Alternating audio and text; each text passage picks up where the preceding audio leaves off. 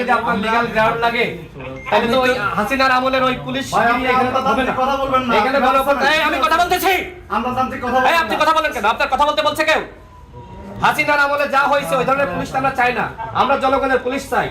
Assam instant action নিতে হবে। এখানে সমস্ত তথ্য প্রমাণ রয়েছে। ঠিক আছে। আপনি আসামিদেরকে ধরেন, আপনি সাংবাদিক আসলে আপনি বলেন সাংবাদিকদের সঙ্গে কথা বলবেন না। আপনি সাংবাদিকদের সঙ্গে জানান যে আপনি কি করতেছেন। আমি আপনাকে একটা জিনিস বলি, বলেন। আমাদের তো একটা মিডিয়া সেন্টার আছে, ডিসি মিডিয়া স্যার আছে। এই বিষয়ে যে কোনো বিষয়ে কোনো বক্তব্য দেওয়ার জন্য আমাদের ডিসি মিডিয়া স্যার আছে। আপনাদের এডিসি অলরেডি জুয়েল রানা স্যারকে জানাইছি, আপনাকে অলরেডি জানাইছি। জুয়েল রানা স্যারের সাথে কথা হয়েছে। সে কি বলছে আপনাকে? বলছে যে বিষয়টা দেখার জন্য। বিষয়টা আমি এখানে অবস্থান করছি, আপনি কি আমাকে একবার ডাকছেন?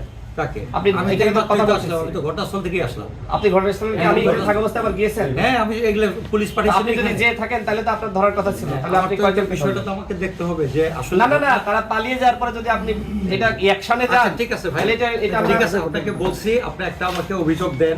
অভিযোগ না দিলে আপনি আপনাকে তো আমি বলছি যে আপনি আমাকে একটা না অভিযোগ এইভাবে ভাই এখন তো আপনি বোঝেন আগের মত পুলিশগিরি তো এখন করলে হবে না।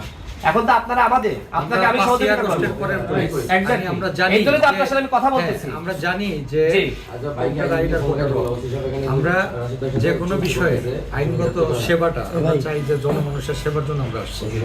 আমরা সেই আগের মতো না, আমরা জনমানুষের সেবার জন্য এখানে আসছি। অবশ্যই মানুষকে 100% সেবা দিতে হবে, এই শিক্ষাটা আমাদের হয়েছে। যে শিক্ষাটা নিয়েই আমরা মানুষের এই জন্যই তো আপনার কাছে আসছি যে ওদেরকে না ধরলে তো ভাই দেরি হয়ে যাবে, পালিয়ে যাবে, তখন কি করবেন? পালাবে কারা?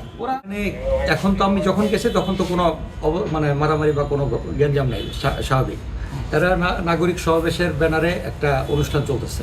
নাগরিক সমাবেশ এখানে বৈষম্য বিরোধী বেশ কিছু ছাত্ররা যারা আহত হয়েছে, আহতরা বসে আছে সামনে। বৈষম্য বিরোধী ছাত্র আন্দোলনের যারা আহত হয়েছে তারা বসে আছে সামনে। এই বিষয়টা কি হয়েছে এটা আরো একটু তদন্ত করে পুরো বিষয়টা ক্লিয়ার করা যাবে। মারামারি হয়েছে কি হয়েছে এটা আমি যাওয়ার পর এখানে কোনো মারামারি নাই।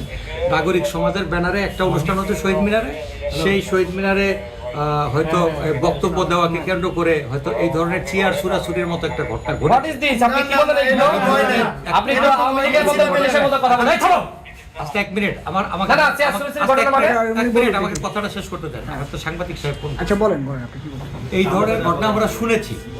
আমরা এইটা বিষয়টা আসলে এখানে মারামারি কি পর্যায়ে হয়েছে, কেন হয়েছে, এটা তো আমাকে আরো ভিডিও ফুটেজ বা এইগুলা দেখে ভাই সাংবাদিকরা বের করে দেখানো না। আমার কথা কি বুঝতে পারছেন? হ্যাঁ ভাই, রাজা ভাই আমি ডিবিসির সাথে কথা বলছি, একটু ওয়েট। রাজা ভাই আসসালামু আলাইকুম। ভাই যে শাহবাগ থানায় আসছে আমাদের যে সহযোদ্ধা ফারুক হাসান আছে না, সহযোদ্ধা আমাদের দলের সহসভাপতি। এখন আপনি কি এখন এই ভাই থামো, এমামত থামো ভাই, আপনি কি এখন এখানে যাবেন আমাদের সাথে? 14 বছর আমাদের এই ঢাকা বিশ্ববিদ্যালয়ে আমরা তো এগুলো দেখছি। আপনারা আওয়ামী লীগের সাথে দেখছি না। চেয়ারে বসে যে ভাষা কথা বলতেছেন এই ভাষা আমরা বুঝি। আচ্ছা ইসমাইল ভাই আপনার এখানে কথা বললেন। আচ্ছা ভাষা আমরা বুঝি। আমি তো বলছি যে আপনি একটা অভিযোগ দিবেন, এখন আমাকে একটা লিখিত অভিযোগ দিবেন কারা কারা এই হামলার সাথে জড়িত।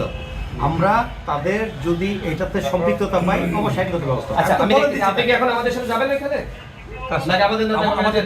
আমার টিম আছে এখানে। টিম আছে? হ্যাঁ, আমার টিম আছে। এখন এই যে আপনি যদি বলেন যে রাশেদ ভাই আপনারা এখানে থাকেন, আমরা ব্যবস্থা নিচ্ছি, তাহলে এখানে থাকবো। আর যদি বলেন যে আপনারা এখানে থাকেন না, আমরা ব্যবস্থা নিচ্ছি, তাহলে সেটার আশ্বাস আমরা কিভাবে পাবো? আমি তো বলছি আমার সাবজেক্ট সাথে কথা বলবো। স্যারদের সাথে তো আমি ফোন দিলাম না, আমার ডিসি স্যারের সাথে কথা বলবো। আমার ডিসি স্যারের নাম্বার দেন। ডিসি স্যারের সাথে কথা বলবো। আইনগত ভালো আছেন? হ্যাঁ ভালো আছি। আমি এই যে শাহবাগ থানার ওসি সাহেবের কাছে আছি। আমাদের গণ অধিকার পরিষদের সিনিয়র নেতা ফারুক হাসান, তাকে শহীদ মিনারে একটা প্রোগ্রামে অতিথি করা হয়েছিল, সেখানে সে অতিথি হয়েছে এবং সেখানে বক্তব্য রেখেছে। এখন বক্তব্য নাকি তাদের পছন্দ হয়নি, এই কারণে সাথে সাথে তার উপরে এই প্লিজ কথা বলতেছি,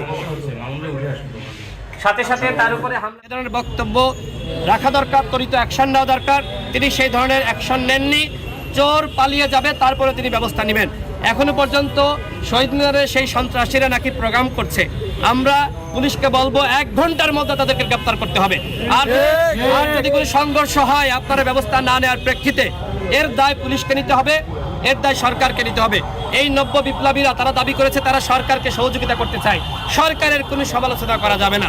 ফারুক হাসান আমরা সহ যারা রয়েছে আমরা সরকারের দুর্বলতা নিয়ে সমালোচনা করি। গণতান্ত্রিক রাষ্ট্রে এইটা কোনো সমস্যা না, সরকারের সমালোচনা করব, একই সাথে সরকারকে সহযোগিতা করব। আমরা এই সরকারের পতন চাই না, কিন্তু সমালোচনা না করলে সরকার ভুল করতে পারে। সরকারকে সঠিক পথে রাখার জন্য আমরা সমালোচনা করি। আওয়ামী লীগের নিষিদ্ধ চাওয়া কি অন্যায় অপরাধ? এই যে আওয়ামী লীগের হাইকমান্ড পালিয়ে গেল, সেটার প্রতিবাদ করা কি অন্যায় অপরাধ? এখনো পর্যন্ত শহীদের তালিকা তৈরি করা হয়নি, এটি বলা কি অন্যায় অপরাধ? এখনো পর্যন্ত শেখ পরিবারের কাউকে গ্রেপ্তার করা হয়নি, এটি প্রতিবাদ করা কি অন্যায় অপরাধ? এই কথাগুলো বলার জন্যই ফারুকের উপর হামলা চালানো হয়েছে। আমরা পুলিশকে বলতে চাই, 1 ঘন্টার মধ্যে আসামিদেরকে গ্রেপ্তার করবেন, পুরো 24 ঘন্টার সময় না, 1 ঘন্টা সময় দেওয়া হলো। 1 ঘন্টার মধ্যে যদি গ্রেপ্তার না করেন, এর প্রেক্ষিতে কোনো সংঘর্ষে বাঁধলে তার দায় এই পুলিশকে নিতে হবে। আমরা ইতিমধ্যে ডিসি সাহেবের সাথে কথা বলেছি, আমরা এডিসির সাথে কথা বলেছি, তারা আন্তরিকভাবে আমাদের সাথে কথা বলেছেন, তারা বলছেন যে ব্যবস্থা নেবেন। আমরা ডিবিসিপির সাথে কথা বলেছি, ডিএমপি কমিশনারের সাথে আমরা কথা বলবো। আমরা দেখতে চাই গণ অভ্যুত্থানে যারা ভূমিকা রেখেছে তাদের সাথে পুলিশ কী ধরনের আচরণ করে। ধন্যবাদ।